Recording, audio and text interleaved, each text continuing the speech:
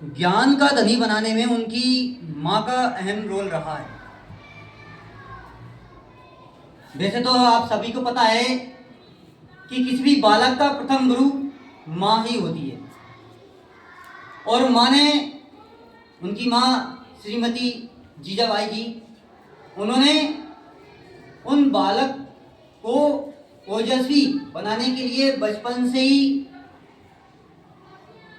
क्रिया और शस्त्र विद्या और शास्त्र विद्या दोनों देना प्रारंभ कर दिया था।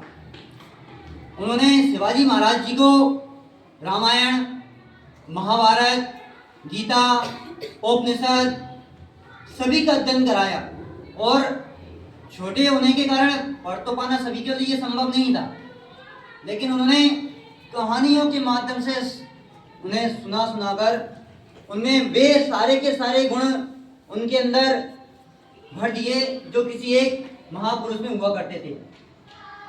जैसे कि प्रबंध कौशल। प्रबंध कौशल एक गुण है जो किसी भी सैनिक में या किसी महाराज में होना बहुत जरूरी है, कि अपने पास जो चीज है उसी से ही हमें आगे बढ़ना है, जो नहीं है उसके लिए लालसा नहीं करनी है, जो है उससे आगे बढ़ने की प्रयास करना है। तो एक बार की बात मैंने आपको बताना चाहूंगा कि शिवाजी महाराज जी के पास कुल मिला के 400 सैनिक और उनके विपक्षी जो मुगल साम्राज्य की एक सेना की टुकड़ी थी उसके पास 20,000 सैनिकों की टुकड़ी, और शिवाजी महाराज जी को उस युद्ध में विजय हासिल करना था।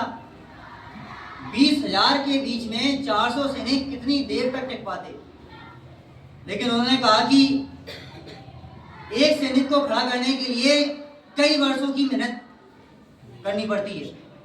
तो 400 सैनिकों को अगर बलिदान कर दिया गया तो मैं वापस से जीत नहीं पाऊंगा, और इन 400 सैनिकों को मैं वापस से खड़ा करने में मेरे कई वर्ष लग जाएंगे। उन्होंने युद्ध की छापामार नीति अपनाई, कहा कि मैं दिन में युद्ध नहीं करूंगा, दिन में युद्ध करूंगा तो मेरे 400 सैनिक साफ दिखाई देंगे, मैं रात में युद्ध करूंगा।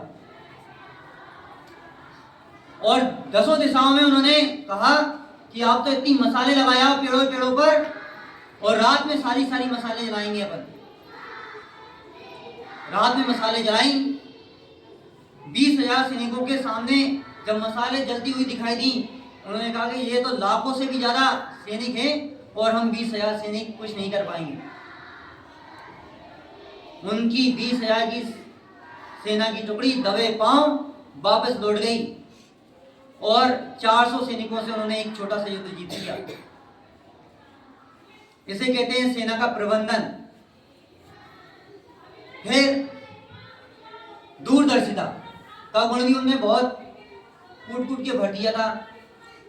उन्हें पता था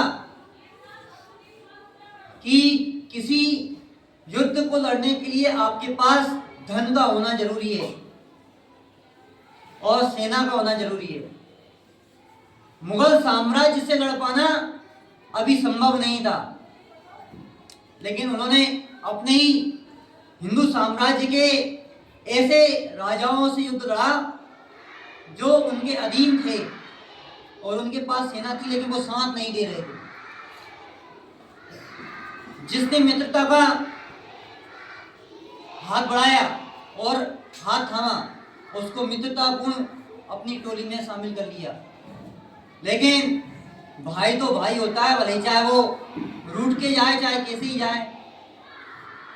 तो उसे युद्ध नीति से उन्होंने लड़ा और अपनी सेना में शामिल करा और अपनी सेना की क्षमता बढ़ाई, धन बढ़ाया। और पुणे में जो आदिल शाह मुगल साम्राज्य थे, सन 1646 में बीजापुर नाम का एक नगर था, उसमें तोरणगढ़ को उन्होंने हासिल किया। और उस तोरणगढ़ को हासिल करने में कोई ज्यादा बड़ी सेना नहीं थी। 1000 सैनिकों की सेना थी, जिसे मावल सेना के नाम से भी जाना जाता है। और जीजाबाई ने उन्हें अच्छा विद्यार्थी बनाने के लिए, जैसे आज के ट्रेडिशनल में जो धनपति कुबेरपति होते हैं, वो अपने बच्चों के लिए गुरु को अपने घर ही बुलाकर शिक्षा प्रदान करते हैं, जिसे कहते हैं होम ट्यूशन। लेकिन जीजाबाई जी ने ऐसा नहीं किया। रामायण जी में लिखा हुआ है, गुरु गृह पढ़न गए रघुराई, अल्पकाल विद्या सब पाई। मतलब गुरु के गृह पर जाकर पढ़ना, कम समय में शिक्षा ग्रहण कर पाना, क्योंकि वो ओजस्वी वाणी और ओजस्वी उसके वर्ण किसी दूसरे के घर पर नहीं कहे जाएंगे। क्योंकि माता पिता अगर पीछे खड़े हैं और अगर हम शिक्षा दे रहे हैं, तो हम वो शिक्षा नहीं दे पाएंगे जो हम देना चाह रहे हैं।